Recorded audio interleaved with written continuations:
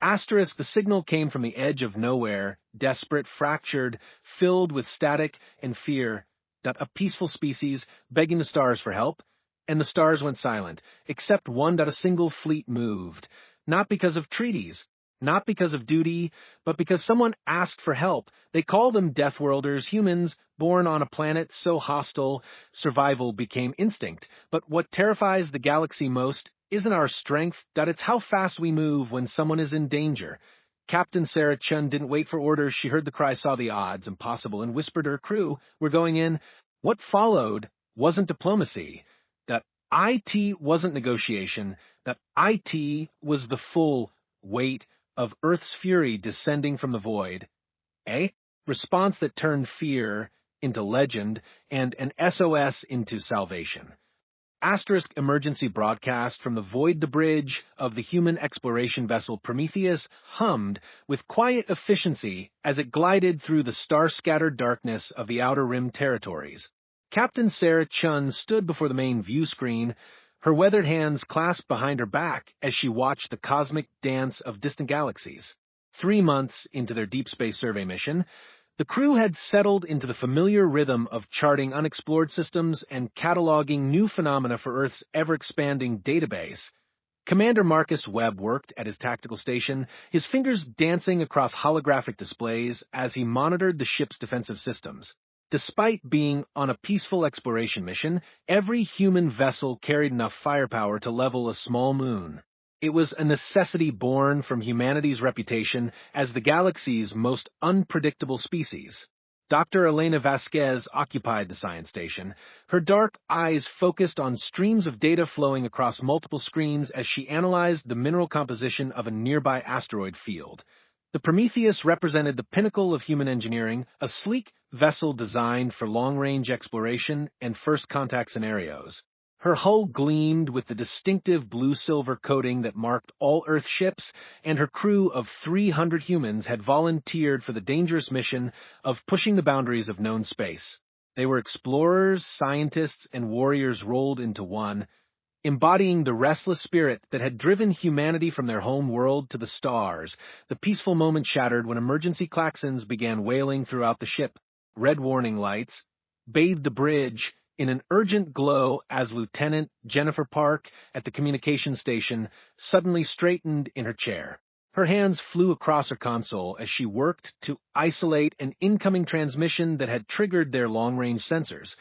"Captain, we're receiving a distress signal on the universal emergency frequency," Park announced, her voice carrying the tension that had immediately gripped the bridge. "The signal is coming from the Kepler 442 system, approximately 4 light-years from our current position." Chun turned from the view screen and moved to the center of the bridge, her expression shifting from contemplative to focused in an instant. "Can you clean up the signal, Lieutenant? What are we dealing with?"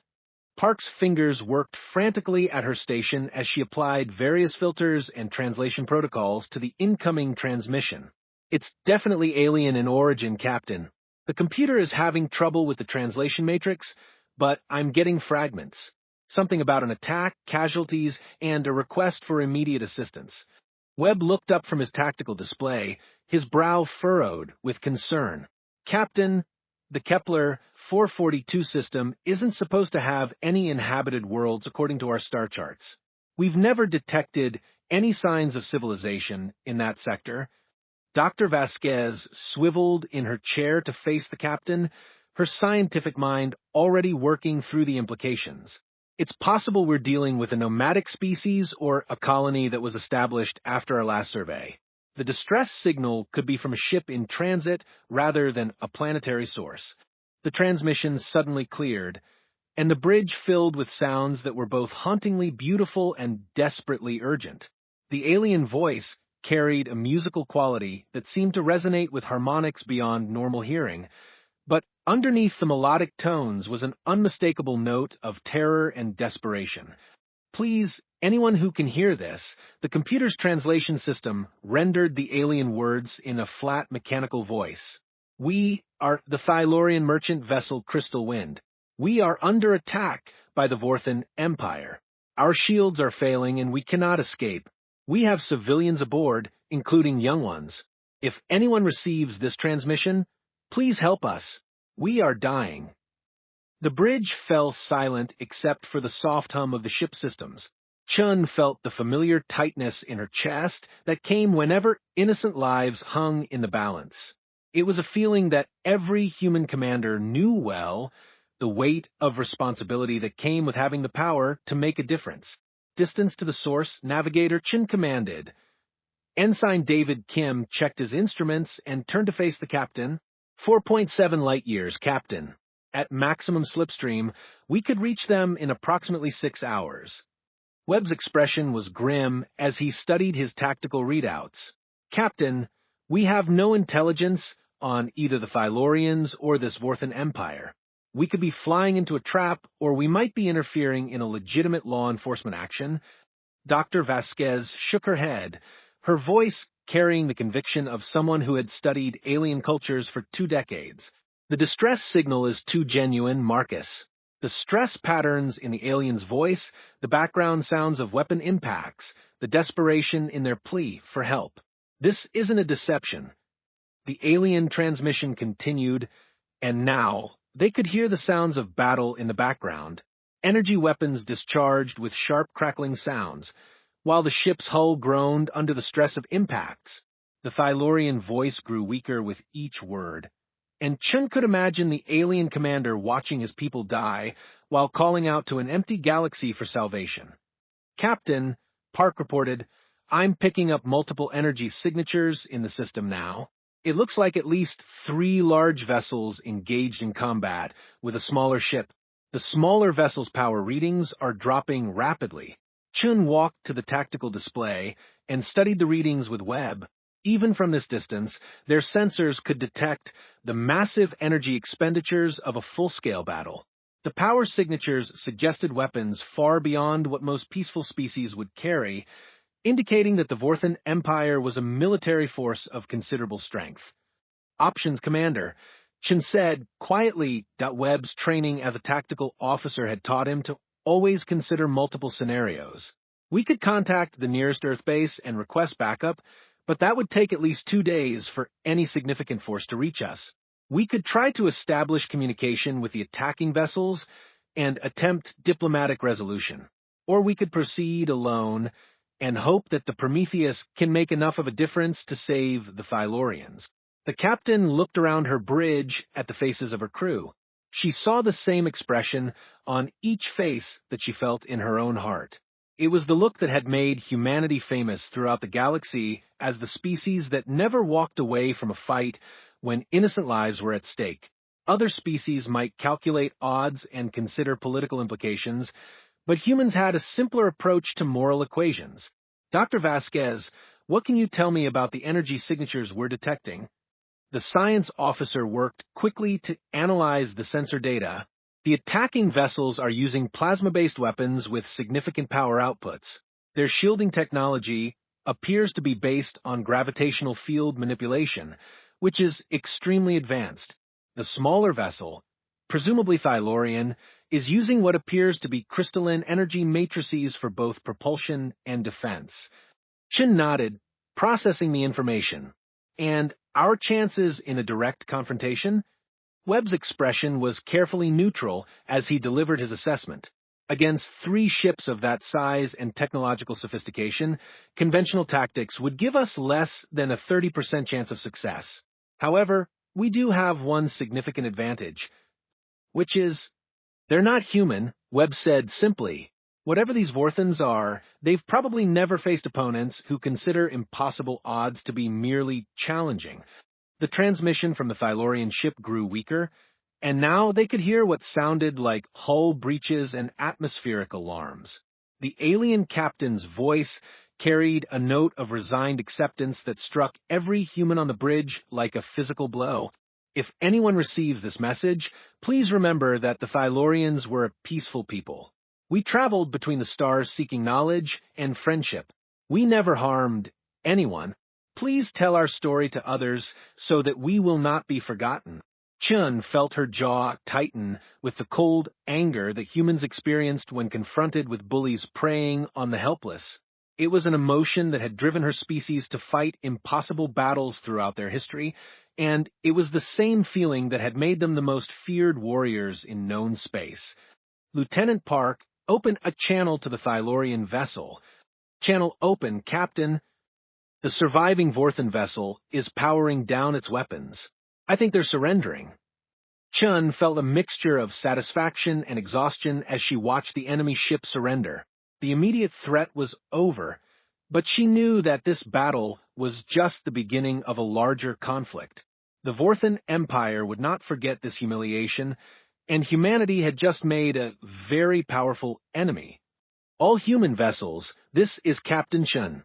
Secure the Vorthan vessel and prepare for prisoner transfer. Medical teams, begin full evacuation of Thylorian survivors.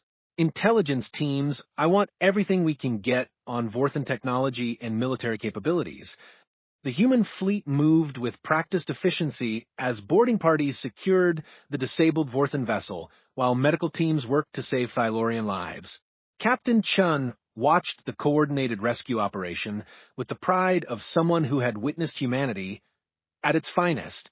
Each human ship had arrived independently, yet they worked together like components of a single organism dedicated to preserving innocent life. The doctor Vasquez looked up from her station where she had been monitoring the medical evacuations. Captain, the Thylorian survivors are responding well to our medical treatment. Their physiology is remarkably adaptable, but I'm detecting something else from their damaged ship. What kind of something, Doctor? Vasquez's expression grew troubled as she studied her readings. There are data cores throughout their vessel that contain information about other refugee convoys. Captain, the Vorthans have been systematically hunting down every Thylorian evacuation fleet. This wasn't a random attack. Chun felt her jaw tighten as the implications became clear. The Vorthan Empire wasn't just expanding their territory. They were conducting a deliberate campaign of extermination against an entire species. It was the kind of systematic genocide that humans had sworn never to allow again after their own dark history. Captain Zethkar's voice came through the communication system, now transmitted from one of the human medical ships where he was receiving treatment for radiation exposure. Captain Shen, I must tell you something that your species needs to know. The Thylorians are not the only ones being hunted by the Vorthan Empire. They have targeted at least 7 other peaceful species for what they call energy harvesting. The bridge of the Prometheus fell silent as the crew absorbed this information. Webb looked up from his tactical station with the expression of someone who had just realized the scope of the threat they faced. Captain, if that's true, then we're not talking about a simple territorial dispute. We're looking at galactic scale, genocide. Commander Rodriguez's voice crackled through the fleet communication channel. All vessels, priority intelligence brief. The captured Vorthan data cores confirm multiple ongoing extermination campaigns.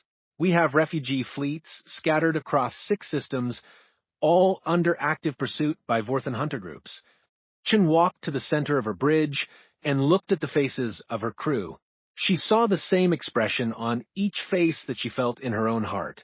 It was the look that had made humanity famous throughout the galaxy as the species that never backed down from a fight when innocent lives were at stake. Lieutenant Park, open a channel to Earth Command. Priority Alpha clearance. Park worked at her station to establish the long-range communication link. Channel established, Captain. You're connected to Admiral Thompson at Earth Defense Headquarters. Chen spoke directly to the senior command structure of Earth's military forces. Admiral Thompson, this is Captain Chun of the Prometheus. We have encountered a hostile alien empire conducting systematic genocide against multiple peaceful species. I am transmitting all tactical and intelligence data now. We need immediate fleet mobilization. Admiral Thompson's voice came back with the calm authority of someone who had spent decades defending human interests across the galaxy. Captain Chun, I'm reviewing your data now. This is exactly the kind of threat that the Deathworld Protocol was designed to address. How many refugee fleets need immediate assistance? Dr. Vasquez had been working with the Thylorian data cores, and looked up with urgency in her voice. Admiral, based on the information we've recovered, there are at least 6 refugee convoys currently under pursuit by Vorthan hunter groups. Total population at risk is approximately 2 million beings. The communication channel carried silence for several moments as the Admiral processed the scope of the crisis. When he spoke again, his voice carried the weight of a decision that would commit humanity to its largest military operation since the species had reached the stars. Captain Chun. The communication system crackled to life with Captain Zethkar's voice, now barely a whisper. Human vessel, you arrived too late. The Vorthan Empire has destroyed our entire refugee fleet. We were evacuating 3 colonies from the path of their expansion. 27 ships, over 50,000 lives. We are all that remains. Chun felt the familiar cold rage building in her chest, the same emotion that had driven humans to fight impossible battles throughout their history. Around her, the bridge crew worked with the quiet efficiency of people who had seen too much senseless death and had decided to do something about it. Lieutenant Park, open a channel to the Vorthan vessels. Channel open, Captain. Chin spoke into the communication system, her voice carrying the deadly calm that preceded human violence. Vorthan ships, this is Captain Sarah Chun of the Earth vessel Prometheus. You will cease fire immediately and withdraw from the system. This is your only warning. The response came in a voice that sounded like grinding metal mixed with electronic distortion. Human vessel, you are in violation of Vorthan territorial expansion. The beings you seek to protect are designated for processing. Withdraw immediately or be destroyed. Chin looked around her bridge at the faces of her crew. She saw the same expression on each face that she felt in her own heart. It was the look that had made humanity infamous throughout the galaxy as the species that considered overwhelming odds to be merely an interesting challenge. Processing, Chin asked quietly to Doctor. Vasquez's face was pale as she interpreted the sensor readings from the Vorthan ships. Captain, I'm detecting massive energy storage systems aboard their vessels. The signature is consistent with what we'd expect from life energy extraction equipment. They're not just killing the refugees, they're harvesting them. The bridge fell silent except for the soft hum of the ship systems.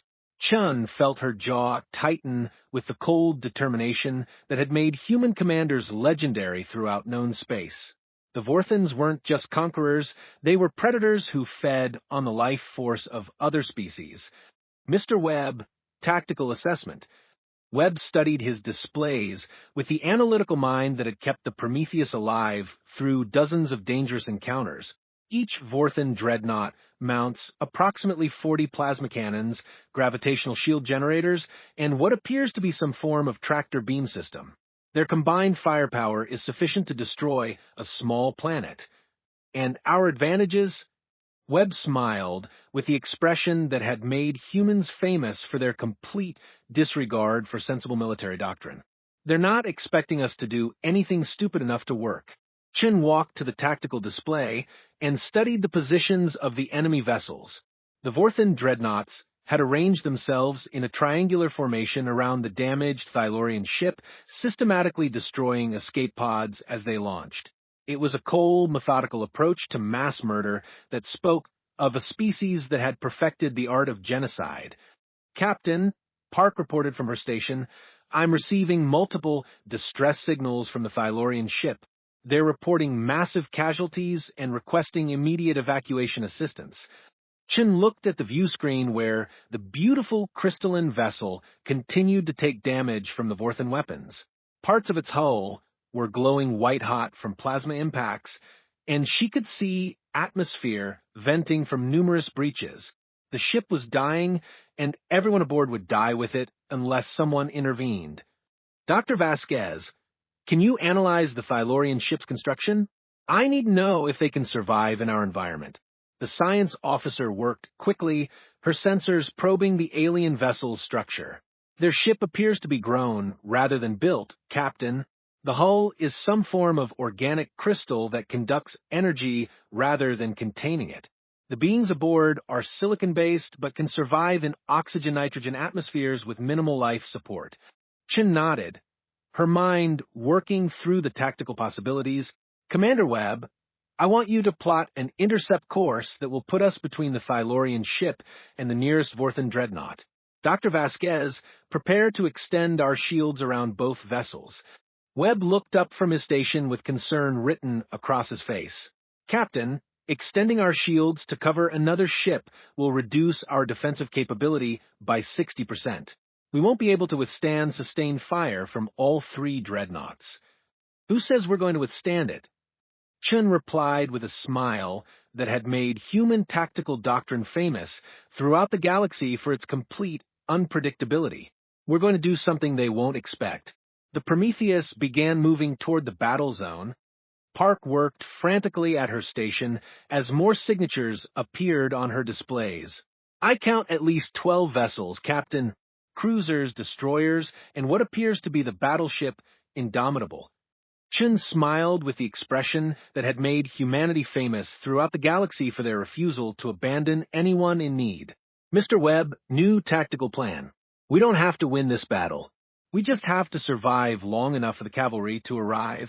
The Prometheus began a series of evasive maneuvers that would have been impossible for any other species to execute.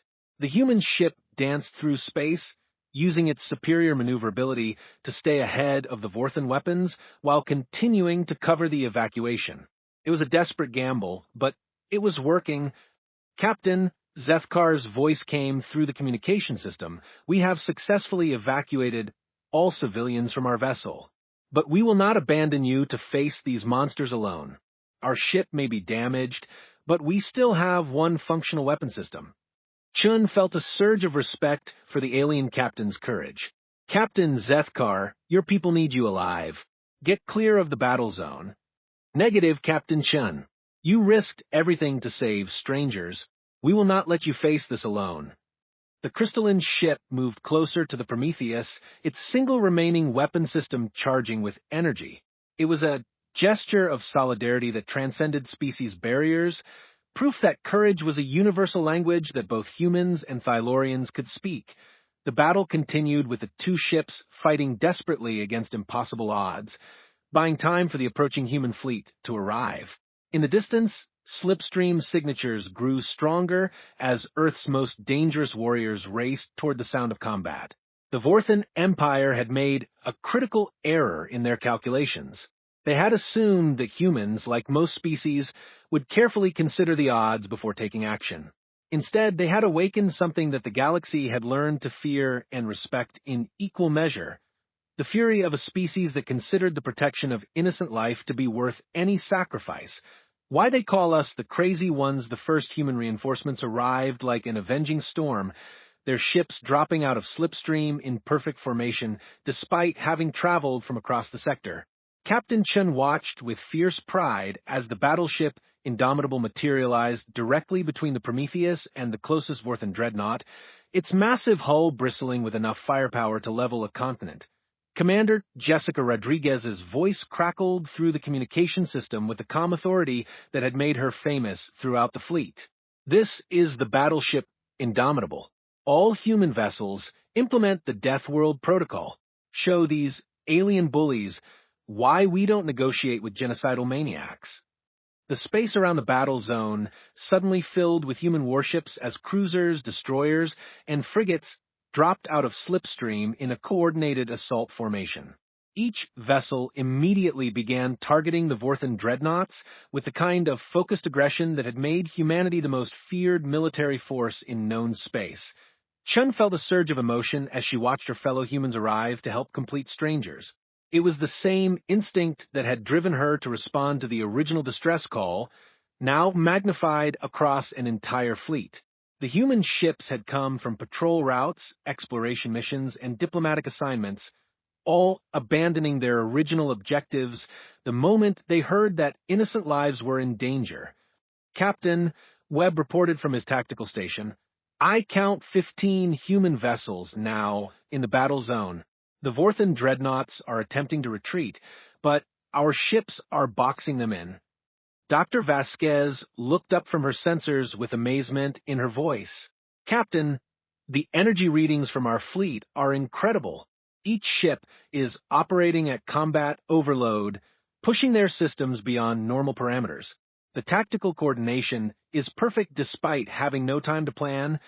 The Vorthan commander's voice cut through the communication channels, now carrying a note of uncertainty that hadn't been there before.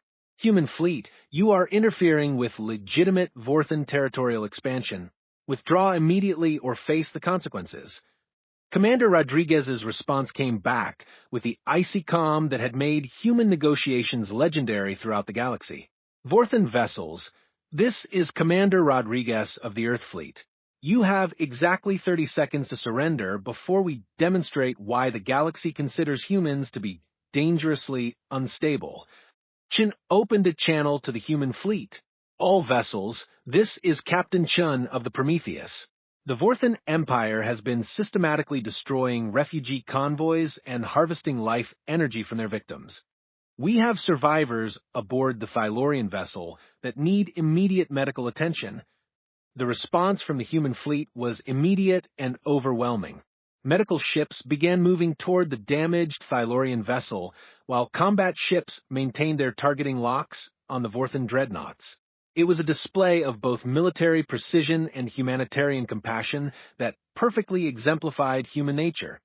Captain Zethkar's voice came through the communication system, filled with wonder and disbelief. Captain Chun, I have never seen anything like this. Your entire species responded to help people they had never met. How is this possible? Chun smiled as she watched the human fleet arrange itself in a protective formation around the Thylorian survivors. Captain Zethkar, humans have a simple philosophy. We believe that the strong should protect the weak, regardless of species, politics, or personal cost. It's what makes us human. The Vorthan dreadnoughts began firing their plasma weapons at the human fleet, but now they faced overwhelming odds. The human ships scattered and regrouped with the fluid precision of a pack of wolves, each vessel using its individual strengths to contribute to the overall tactical picture. Captain, Park announced, I'm receiving tactical data from the fleet. The human ships are sharing target information and coordinating their attacks in real time. They're treating this like a training exercise. Webb looked up from his station with the grim satisfaction of a warrior who had seen justice served. The Vorthan shields are failing under the concentrated fire. Our thermal shock tactics are being replicated across the fleet. They're systematically dismantling the dreadnoughts. The first Vorthan dreadnought's hull began to crack under the sustained assault, its dark plating splitting apart like an eggshell. The gravitational shields collapsed, and the massive vessel began venting atmosphere from multiple breaches. The other two dreadnoughts attempted to break free from the human formation, but found themselves surrounded by ships that moved with the coordinated precision of a single organism. Dr. Vasquez monitored the battle from her science station, her instruments tracking the ebb and flow of combat. Captain, the human fleet is demonstrating something I've never seen before. Each ship is making individual tactical decisions, but they're all working toward the same goal without central coordination. It's like watching a hive mind, but composed of independent actors. Chin nodded as she watched the human ships work together with the kind of instinctive cooperation that had made her species legendary. It's called brotherhood, Doctor. When humans see other humans in danger, we don't need orders to know what to do. The second Vorthan dreadnought attempted to target the medical ships that were evacuating Thylorian survivors, but found itself immediately swarmed by human destroyers. The smaller ships attacked with suicidal courage, their crews willing to sacrifice themselves to protect the hospital vessels. It was a display of valor that left the Thylorian captain speechless. Captain Chun Zethkar's voice was filled with emotion. Your people are dying to protect strangers. This is not rational behavior by any military standard. No, Chin agreed, it's not rational. It's human. The third Vorthan dreadnought, seeing its companions destroyed, attempted to retreat from the battle zone. But the human fleet had anticipated this move. and frigates materialized in its path with the precision of a carefully orchestrated trap. The alien vessel found itself surrounded by ships whose crews had traveled across the sector for the chance to stop a genocide. Commander Rodriguez's voice came through the communication channels with the tone of someone delivering an ultimatum. Vorthan vessel, you are surrounded and outgunned. Surrender now, and we will treat you according to the galactic conventions of war. Continue fighting, and we will show you why humans are called Deathworlders. The Vorthan commander's response carried the arrogance of a species that had never faced determined resistance. Human fleet, you may have won this battle, but the Vorthan Empire spans 1,000 systems. We will remember this interference. Rodriguez's laugh was cold and dangerous. Commander, you're about to learn something important about humans. We don't just fight battles. We fight wars. And when we fight wars, we don't stop until the enemy can never threaten innocent people again. The human fleet began the systematic destruction of the remaining Vorthan dreadnought, their weapons coordinated with the precision of a surgical strike. But instead of simply obliterating the vessel, they targeted specific systems to disable rather than destroy. It was a demonstration of both military superiority and moral restraint that impressed even the alien observers. Captain, Webb reported. Chin spoke clearly into the communication system, her voice carrying the absolute confidence that had made human commanders legendary throughout the galaxy. Thylorian vessel Crystal Wind, this is Captain Sarah Chun of the Earth ship Prometheus. We have received your distress call and are responding. Hold your position and continue evasive maneuvers. Help is on the way. The response came back immediately, filled with disbelief and desperate hope. Human vessel, this is Captain Zethkar of the Crystal Wind. You cannot face the Vorthan Empire alone. They have 3 dreadnoughts against your single ship. Please do not sacrifice yourselves for strangers. Chun smiled with the expression that had made humans famous throughout the galaxy for their complete disregard for sensible odds. Captain Zethkar, we appreciate your concern, but you don't understand.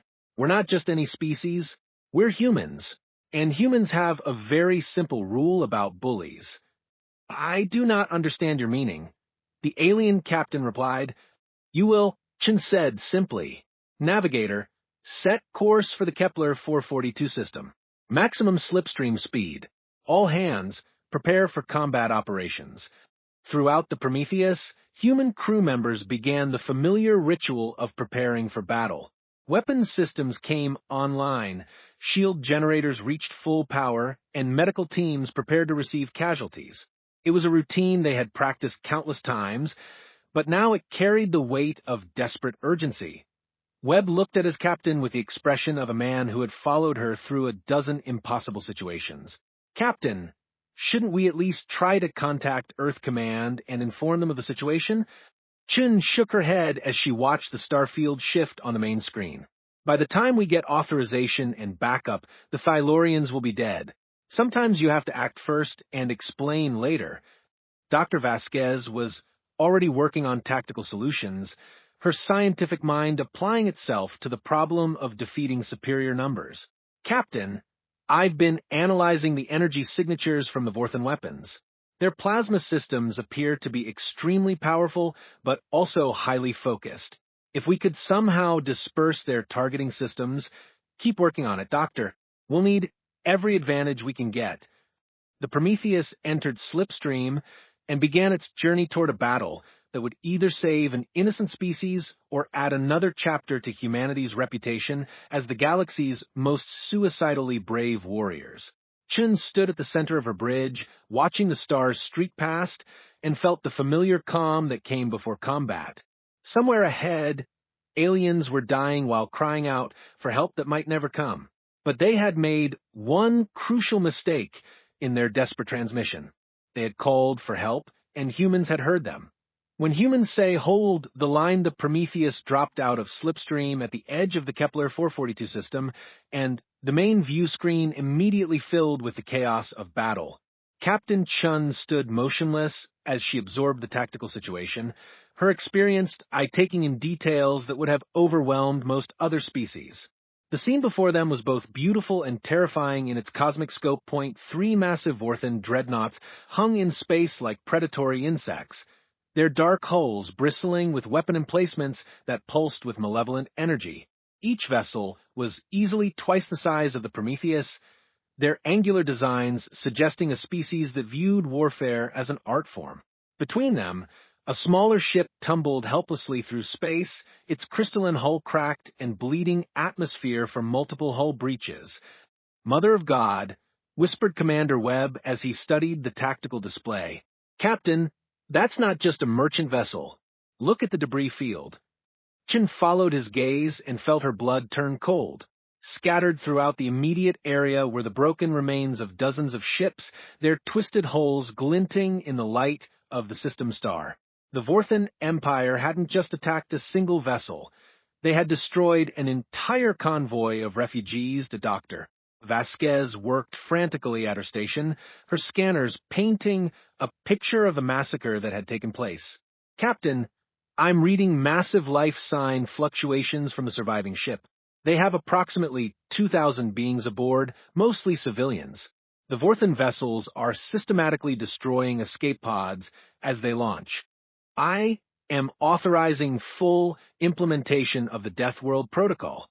Every available human vessel in the Outer Rim territories is to converge on the refugee fleet positions. We will show the Vorthan Empire what happens when they threaten innocent lives in human space." Chun felt a surge of pride as she realized that her species was about to commit itself fully to protecting aliens they had never met.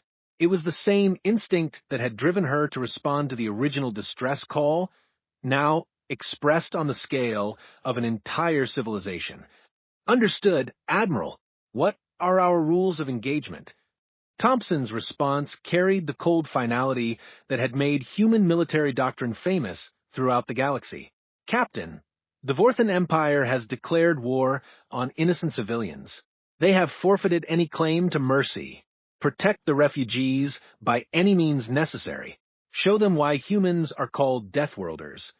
The human fleet began dispersing to intercept the various Vorthan hunter groups, each ship carrying the determination of a species that had decided to take a stand against genocide. Captain Chun watched as vessel after vessel disappeared into slipstream, their crews eager to face impossible odds in defense of people they had never met. Captain Zethkar's voice came through the communication system one final time, now stronger as human medical technology worked to heal his injuries. "Captain Chun, why does your species do this? You could have ignored our distress call and continued with your peaceful exploration. Why risk war with a powerful empire to save strangers?" Chin looked at the view screen where the beautiful crystalline hull of the Thylorian ship was being repaired by human engineering teams. Around them, the remnants of the destroyed refugee convoy served as a reminder of what happened when good people did nothing in the face of evil.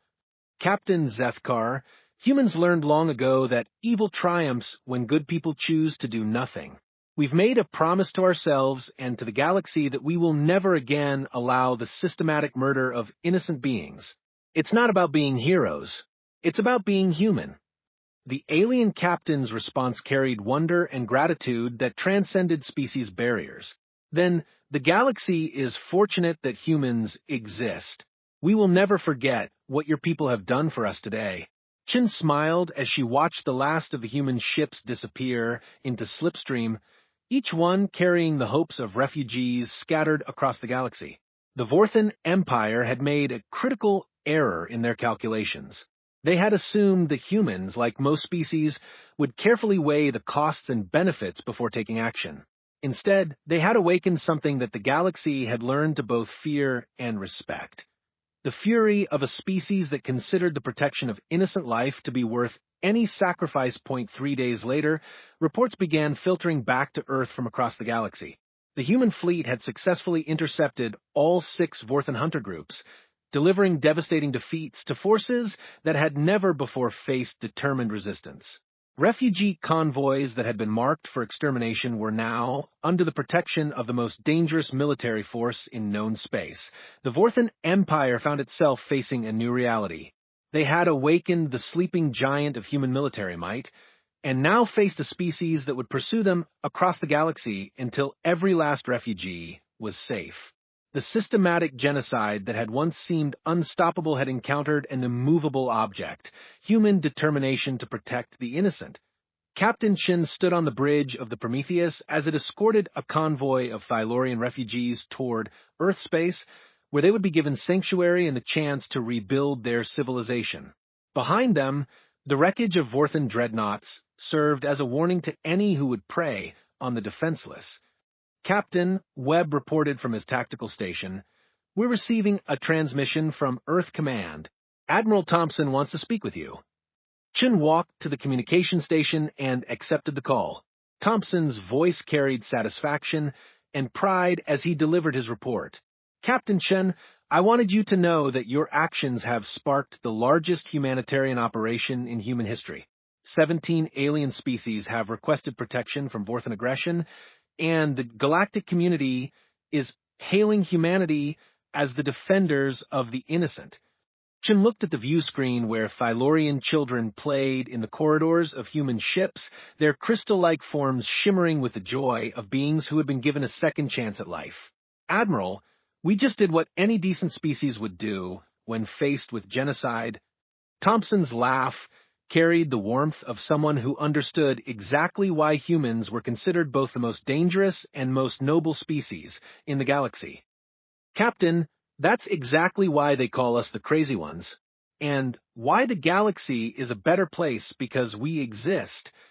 The Prometheus continued its journey toward Earth, carrying the survivors of a species that had been marked for extinction but had found salvation in the most unlikely place: the mercy of Deathworlders who refused to let innocent people die on their watch.